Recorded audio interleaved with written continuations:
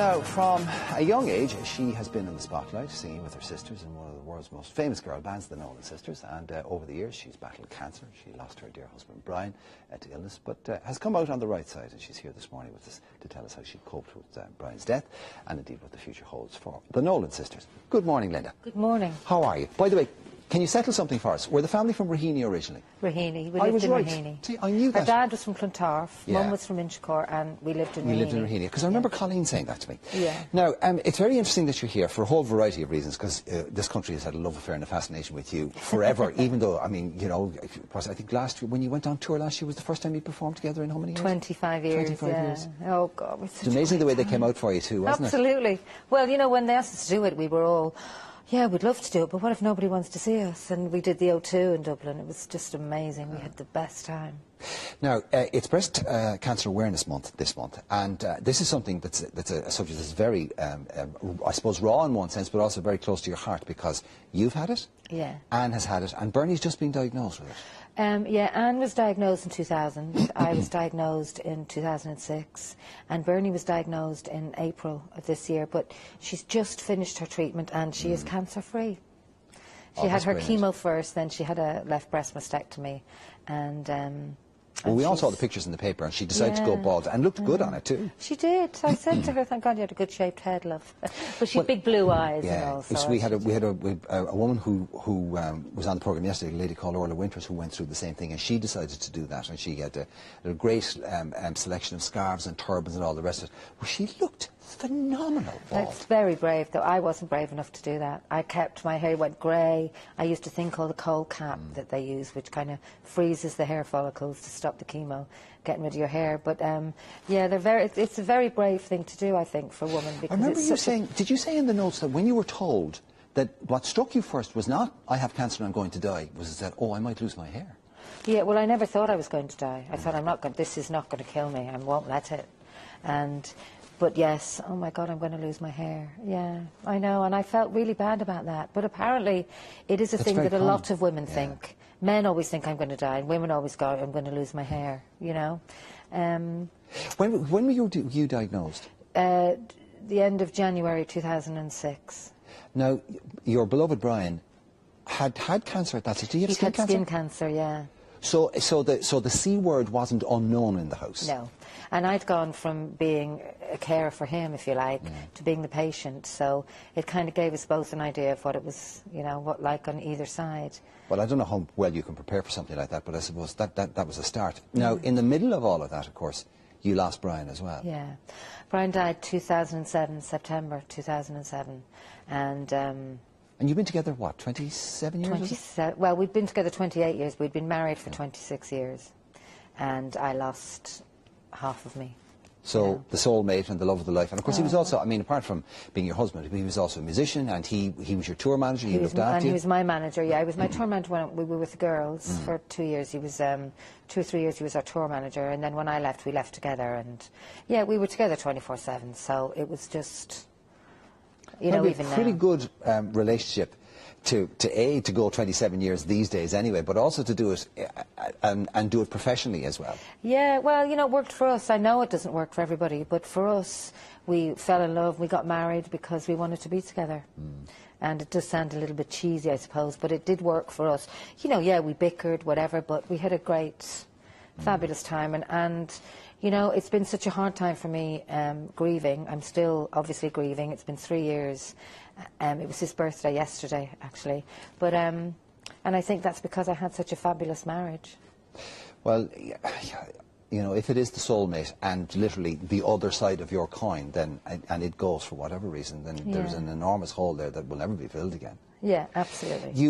I also read in the notes, and you talked about after Brian's death, and this is something that I can relate to because my first wife died, and I had said to people, and you know, when you talk about it, you kind of go, oh yeah, for 3 months afterwards I didn't sleep, and people look at you going, that's not possible.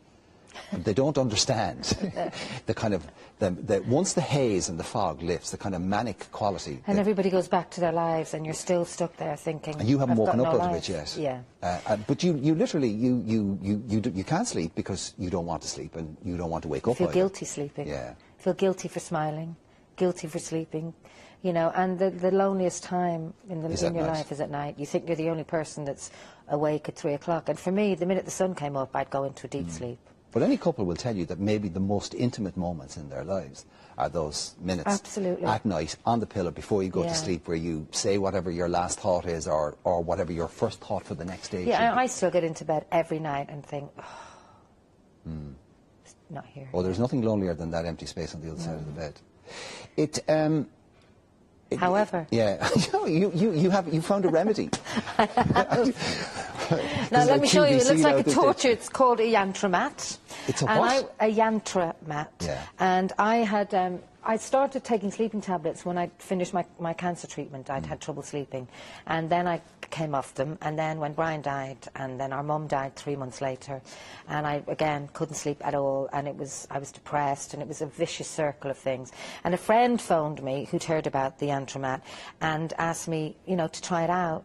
Anyway, it arrived. This thing is like the bedding equivalent of a hedgehog. Now. Isn't it? It's based on the old bed of nails. Now, you see, that all looks like nice and pretty, and these are white, and they look soft and all the rest of it. They're plastic, and they're spiky. And I could probably shave with these things. Well, when I owned it, I thought somebody's having a joke with me now. And, you know, and I seriously did go and think, do you know what, I'm going to give it a go, because I need to sleep. Well, you were probably desperate at that stage, weren't you? I was, and I was dependent on sleeping tablets, and I thought that's not a good, you know. Anyway, I went upstairs, I put the lovely music on. I lay on the floor with it the first time, my little cotton top on, and 20 minutes, got off, and Did it not hurt? Initially, I lay down and thought, I'm never going to be able to do that. But then you kind of ease yourself onto it. And it's, no, it's not unbearable, obviously, because I use it. It's like one of those, Indian swamis lying on a bed of nails or something. That's it. Well, I think that's what it's based on. The whole idea is that these little things, actually, they cause circulation. And that's right. And then gets your endorphins moving, and they're all the body's own happy pills, if you like. And so I lay in it 20 minutes, got up, I felt warm and tingly in my back, got into bed, got up the next morning making a cup of tea, and I'm thinking, oh, I slept well last night. And then it was like, and I phoned her and I went, oh my God, I slept. I slept right through till 6:30.